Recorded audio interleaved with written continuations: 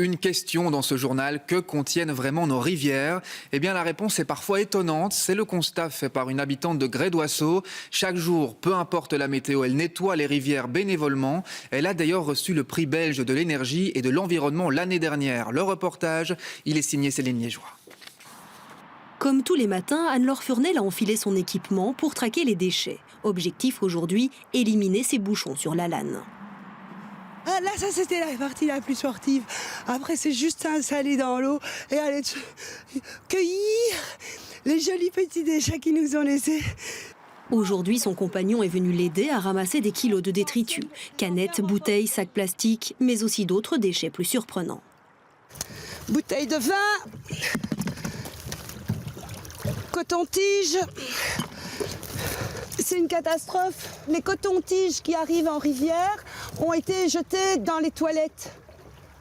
Et donc il y a des maisons qui ne sont pas raccordées aux égouts. Et donc tout ce qui est jeté dans les toilettes arrive en rivière.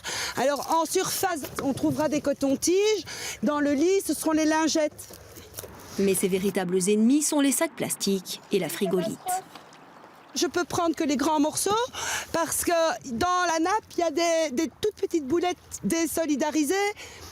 Et ça, on ne sait pas les sortir, quoi. Malheureusement, ça ressemble très fort à de la nourriture pour les poissons.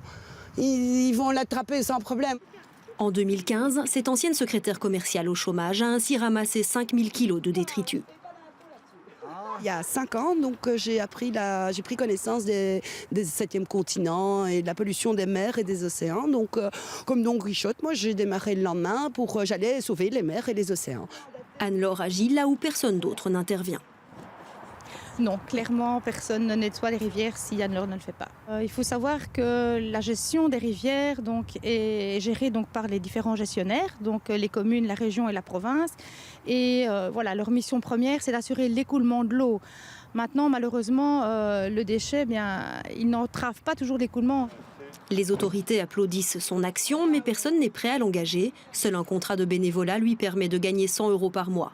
Pourtant, son travail porte ses fruits. Lors des repasses, je peux voir vraiment une évolution décrescendo du nombre de personnes qui jettent et du nombre de déchets que je retrouve.